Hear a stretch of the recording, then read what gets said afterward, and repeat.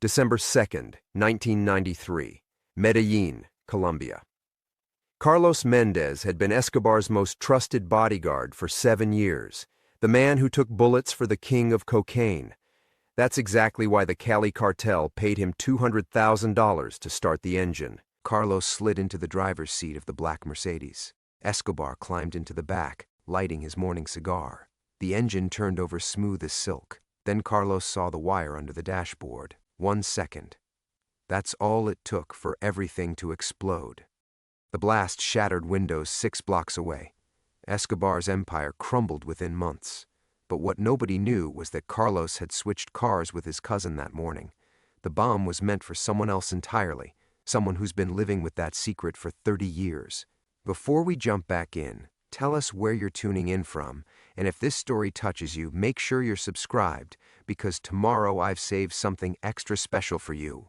Miami, Florida. Present day. Marcus Vega's coffee mug shattered against his kitchen floor as the brown package slipped from his trembling fingers. 30 years. 30 goddamn years since Medellin, and someone still remembered. The surveillance photos scattered across the wet tiles like accusations. Black and white shots of a younger Marcus in DEA tactical gear, shaking hands with a man whose face had been burned into every newspaper in Colombia. Pablo Escobar's lieutenant, Miguel Santos. The same Miguel who'd promised Marcus his 8-year-old daughter Sarah would come home safe if Marcus just looked the other way during one shipment. One shipment that had cost 3 good agents their lives. The cassette tape rolled under his refrigerator with a metallic scrape. He'd heard his own voice on that recording just moments ago, desperate, broken, making a deal with the devil while his little girl's life hung in the balance. Someone had been listening. Someone had been recording. Marcus grabbed his Glock from the kitchen drawer, muscle memory overriding the arthritis in his fingers. His security firm's modest offices might look legitimate to his corporate clients, but old habits died hard. The gun felt familiar, comforting in a way his prescription reading glasses never would. Outside his Coral Gables home, a black SUV idled across the street, same one he'd noticed yesterday outside Sarah's courthouse. His daughter, now 38 and Miami-Dade's most ruthless prosecutor, had inherited his stubborn streak and his sense of justice. She'd also inherited every enemy he'd made during those dark months in 1992. The photographs told a story he'd prayed would stay buried. Marcus at the abandoned warehouse where the exchange happened. Marcus walking away while smoke rose from the building behind him, smoke that had claimed Agent Rodriguez, Agent Chen, and Elena Vasquez's husband Tom. Elena, who'd trusted Marcus like a brother. Elena who'd screamed at Tom's funeral that Marcus should have been in that building instead. His burner phone buzzed. Unknown number. "You remember me, don't you, Marcus?" The voice was older now, weathered by grief and time, but unmistakably Elena's. Elena! His throat felt like sandpaper. "I thought you were dead? Like my husband? Like the other agents who died because you chose your family over theirs?" Her laugh carried 3 decades of poison. "I've been very much alive, Marcus. Waiting, watching, planning." Through his kitchen window, he saw the SUV's passenger door open. Elena Vasquez stepped out, her gray hair pulled back severely, her face carved by loss into something he barely recognized. She wore the same DEA windbreaker she'd favored during their partnership, before everything went to hell. "The bomb in Medellin," Marcus said, pieces clicking together like bullets sliding into a chamber. "Carlos's cousin was supposed to be you." Elena's voice carried the satisfaction of a secret finally revealed. "Miguel Santos was my informant, Marcus. Had been for months before you made your little deal. He told me about your arrangement, about how you'd betrayed everything we stood for to save your precious daughter." Marcus's blood turned to ice. "You tried to kill me. I tried to give you justice. But Carlos switched cars that morning, didn't he? Saved your worthless life by accident while Pablo's bodyguard burned in your place." Elena started walking toward his house, her right hand hidden beneath her jacket. "Do you know how long I've wondered if that bomb would have changed anything? If your death might have saved those 3 agents? Might have saved my Tom?" The security system Marcus had installed last month started beeping. Motion sensors picking up Elena's approach. He'd learned to trust technology over people. Technology didn't make deals with cartels to save kidnapped children. Sarah doesn't know, Marcus said, backing toward his rear door. She was 8 years old. She doesn't remember. She prosecuted the Morales cartel last month, sent Miguel's nephew to prison for life. Elena's footsteps crunched across his gravel driveway. You think she'd want that conviction if she knew her father was the reason Miguel stayed free long enough to build his empire? If she knew how many people died because Daddy made a deal? The weight of 30 years pressed down on Marcus's shoulders. Every morning he'd woken up grateful Sarah was safe. Every night he'd gone to sleep haunted by Tom Vasquez's widow screaming at the graveside. He'd told himself the choice was worth it, his daughter's life for 3 agents who'd known the risks when they signed up. But looking at those scattered photographs, seeing his younger self shaking hands with a monster, Marcus realized the real price hadn't been paid yet. Elena's shadow fell across his kitchen window. Time to finish what that bomb started, Marcus. Time for you to face what you've been running from all these years. The security system's beeping turned into a steady wail as Elena reached his front door. The alarm's shriek cut through Marcus like a blade, each electronic pulse hammering against his skull. His finger hovered over the silent button on the wall panel, but he couldn't bring himself to press it. The sound felt appropriate. 30 years of buried guilt finally clawing its way to the surface deserved a soundtrack of chaos. Elena's knuckles rapped against his front door. 3 measured knocks, like a judge's gavel delivering a verdict he'd been dodging since 1992. Marcus pressed his back against the hallway wall, the Glock's grip slick with sweat in his palm. Through the frosted glass sidelight, her silhouette stood patient and still. She wasn't going anywhere. I can wait all day, Marcus. Her voice carried easily through the door, calm as a therapist discussing childhood trauma. I've waited 30 years. What's a few more hours? He thought about Sarah's laugh from last Sunday, how she'd stolen bacon off his plate during their weekly breakfast at the little cafe near her office. She'd been animated, excited about a trafficking case she was building against the Herrera organization. Her eyes had blazed with the same righteous fire that once burned in his own chest, back when he believed justice was black and white, before an 8-year-old's terrified voice on a kidnapper's phone had painted his world in shades of compromise. The bacon had been crispy, exactly how she'd liked it as a child. He'd ordered extra pieces, watching her unconsciously slip them onto her plate while she talked about witness protection and asset forfeiture. Some habits never died. Some love never dimmed, even when it cost other people their lives. Marcus moved to his living room window, careful to stay behind the heavy curtains Sarah had insisted on buying him last Christmas. For privacy, Dad. You're getting paranoid in your old age. If only she knew how justified that paranoia had become. The street looked deceptively peaceful. His neighbors' manicured lawns stretched in perfect geometric patterns, broken only by the occasional palm tree or luxury car. Mrs. Chen from next door, no relation to the Agent Chen who died in Medellin, was tending her roses in the morning sun, completely unaware that death had parked itself outside Marcus's front door. Elena was right about the Morales prosecution.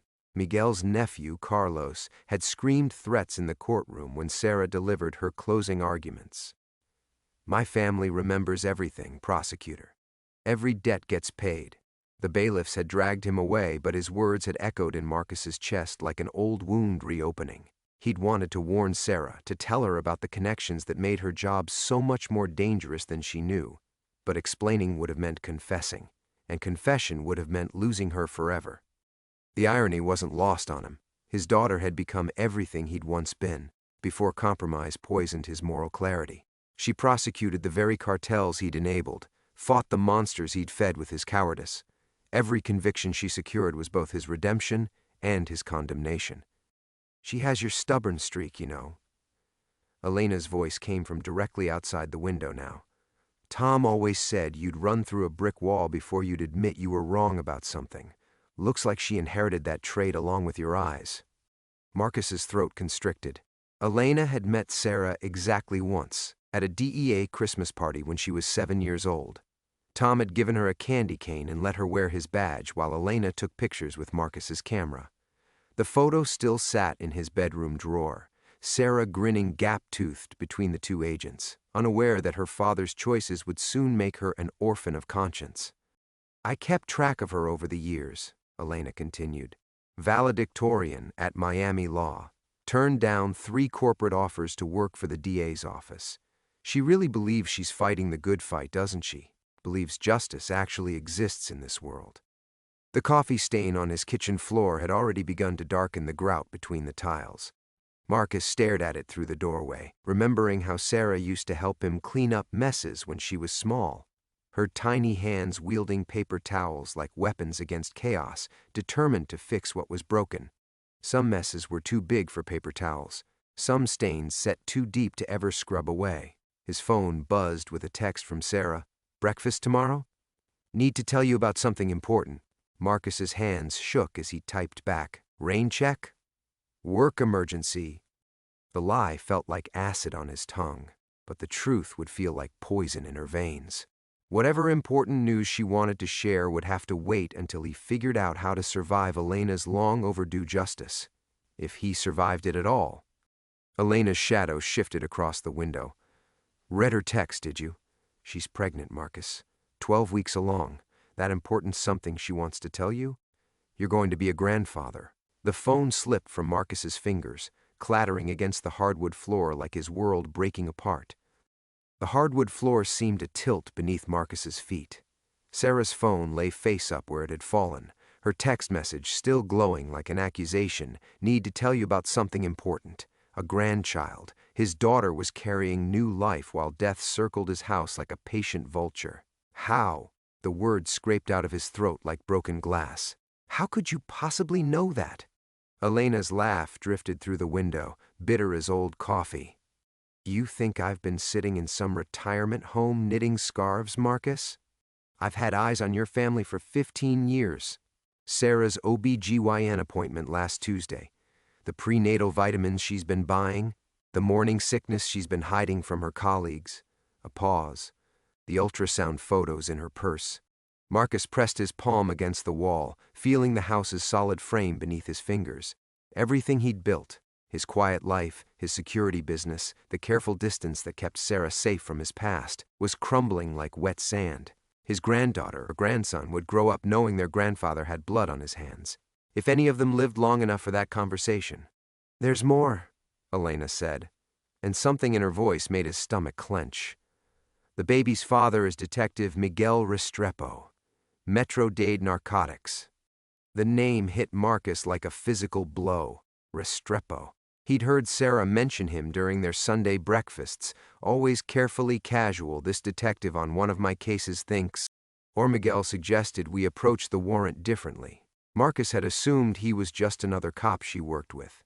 He'd never considered that his daughter might be in love with someone whose last name carried the weight of Colombian history. Miguel's grandfather was a federale in Medellin, Elena continued. Worked with the DEA in the 80s. Worked with us, Marcus, before you burned every bridge we'd built, before your deal with Santos got his family marked for death. Marcus's vision blurred at the edges. Miguel Santos had mentioned the federales during their warehouse meeting, how they'd become complications that needed to be eliminated. Bodies found in ditches outside the city, execution-style bullets to the back of the head. Marcus had been so focused on getting Sarah back that he'd barely processed the intelligence Santos had offered in exchange for his cooperation. Names, dates, locations of people who'd helped the Americans. People who'd trusted the DEA to keep them safe. The baby's due in March, Elena said. Sarah's planning to tell Miguel about the pregnancy this weekend romantic dinner at that Italian place downtown, the one where Tom proposed to me 28 years ago. Her voice cracked on her dead husband's name. She's going to marry into the family you destroyed, Marcus. Have his children, build a life on the graves you helped dig. The Glock felt impossibly heavy in Marcus's hand. He'd carried the weight of 3 dead agents for 30 years, but the thought of his pregnant daughter discovering his betrayal made his knees buckle. Sarah had spent her career fighting the cartels, believing in justice, never knowing her father had once chosen her life over that same justice. Now she was carrying the child of a man whose grandfather had died because Marcus Vega made a deal with the devil. His security system finally fell silent, but the silence felt more ominous than the alarm. Elena's shadow moved away from the window, her footsteps circling toward the back of the house. She knew he'd try to run. She'd probably known it 15 years ago when she started watching him, cataloging his habits, his escape routes, his weaknesses. The surveillance photos scattered across his kitchen floor seemed to mock him from the next room. Young Marcus shaking hands with Miguel Santos while his 8-year-old daughter waited in a cartel safe house somewhere in the Medellin hills. He'd told himself it was an impossible choice, let 3 agents die or let his child die. But looking at Sarah's text message, knowing she was building a family that would be destroyed by his truth, Marcus realized the real choice had never been between life and death. It had been between love and duty, between protecting the people he'd sworn to serve and protecting the one person who made his world worth saving. He'd chosen love, and that choice had been eating him alive ever since. Elena's voice came from his backyard now, carrying through the sliding door he'd forgotten to properly secure. The warehouse in Medellin wasn't the end, Marcus. It was just the beginning. Every day you've lived that Tom didn't get to live. Every moment of happiness with Sarah built on his sacrifice. Every Christmas, every birthday, every Sunday breakfast, all of it stolen time. Marcus closed his eyes and saw Tom Vasquez's face at their last briefing, confident and focused, trusting his partner to watch his back. Tom talking about Elena's pregnancy scare. How relieved he'd been when it turned out to be false. "We're not ready for kids yet," he'd said. "Maybe in a few years, when this assignment's over." Tom never got those years.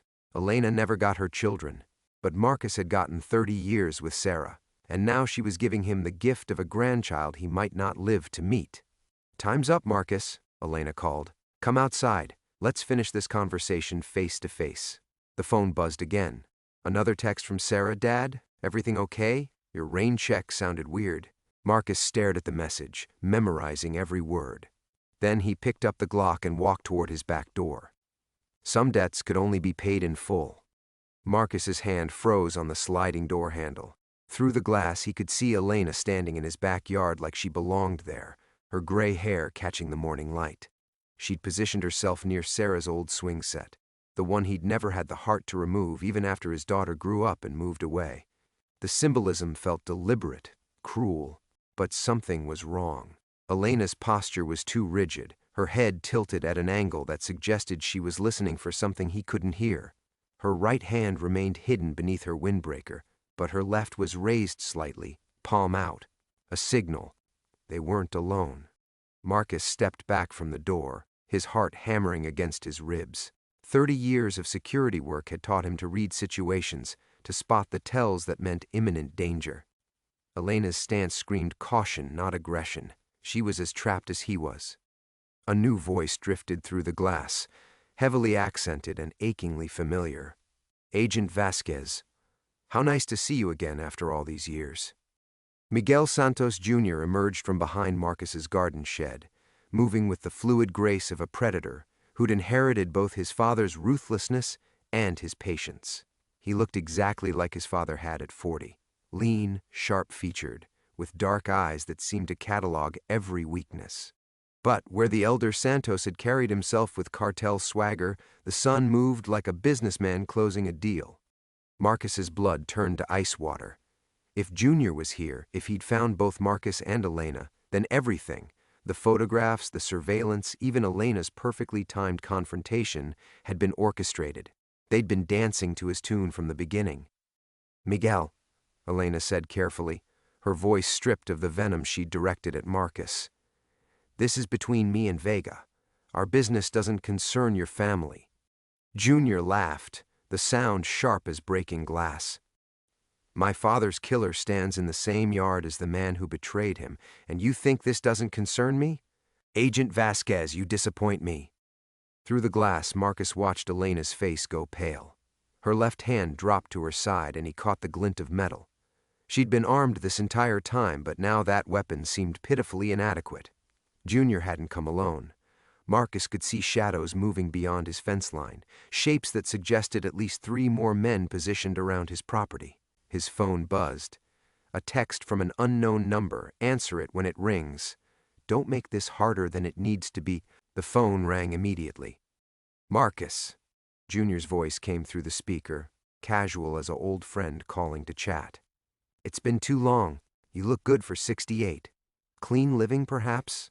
The rewards of a guilty conscience keeping you awake nights? What do you want? Marcus kept his voice steady, professional. The same tone he'd used with corporate clients who were worried about industrial espionage or executive protection, as if this were just another business transaction. The same thing she wants, Junior said, gesturing toward Elena. Justice, closure, the settling of very old debts. He paused. But unlike the grieving widow, I understand that some deaths serve a larger purpose. Some blood feeds the tree of justice, you might say. Elena's shoulders tensed. Whatever script she'd been following, Junior had just torn it up. Miguel, we agreed you would lead me to him, Junior cut her off. And you have. Beautifully. 15 years of surveillance, of building trust, of positioning yourself as his greatest threat, all so he would trust you enough to meet face to face. His smile was his father's smile, cold and calculating. Did you really think I didn't know about your little vendetta? Did you think I hadn't been watching you watch him? Marcus's mind raced. Elena's hunt for justice hadn't been personal. It had been a leash. Junior had been using her grief, her need for revenge, to draw Marcus out of hiding. The photographs, the threats, even the knowledge of Sarah's pregnancy, all of it designed to force exactly this moment. Sarah, Marcus said into the phone. My daughter, she's not part of this. Your daughter prosecuted my nephew 3 months ago, Junior replied. Sent him to life in prison based on evidence she obtained through her relationship with Detective Restrepo. Did you think I wouldn't learn about that relationship? About what it represents? The pieces clicked together with sickening clarity. Sarah's romance wasn't coincidence, it was targeting. Junior had been positioning people around Marcus's family for years, maybe decades. Miguel Restrepo wasn't just Sarah's colleague and lover. He was probably Junior's asset, reporting back on her cases, her methods, her vulnerabilities. Elena was shaking her head, her careful composure finally cracking. Miguel, you promised this was about your father, about the betrayal. It is about my father, Junior said. But it's also about the future, about ensuring that the Vega family's crusade against my business interests ends permanently. Agent Vasquez, you've served your purpose admirably. Marcus, you're about to serve yours. Marcus closed his eyes, understanding flooding through him like poison. This wasn't about revenge for a 30-year-old betrayal. This was about removing a threat, not him, but Sarah. His daughter's prosecutorial success had made her dangerous, and Junior intended to neutralize that threat by destroying her world piece by piece. Starting with her father's reputation, her faith in justice, her belief that she was fighting for something pure. The phone buzzed again. Another text from Sarah. Dad, please call me. I'm worried. Marcus looked at the message, then at Elena's terrified face through the glass, then at Junior's patient smile. What do you want me to do?